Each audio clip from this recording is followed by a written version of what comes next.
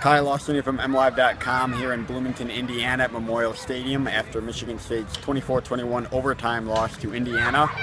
Its loss drops them to 0-2 in Big Ten play, and for a team that won the Big Ten title last year, went to the college football playoff, you're now looking at very dim hopes for a repeat, which is something this team talked about all offseason. It was their #1 goal, and here we are on October 1st. I guess it's October 2nd now because it's after midnight, but here we are in early October, and Michigan State would basically need some very surprising things to happen in the Big Ten East for them to get back into it. And really, they don't have anyone to blame but themselves.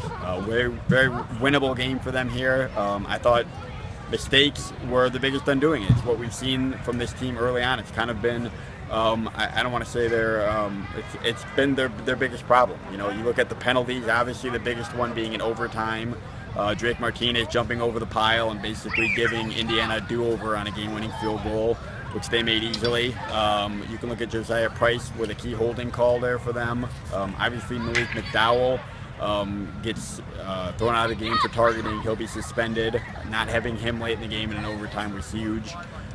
So between all that, you know, they gave up 2 sacks in overtime. It's been very uncharacteristic of Michigan State. And they left the door open. We saw them leave the door open against Notre Dame 2 weeks ago, almost came back and lost.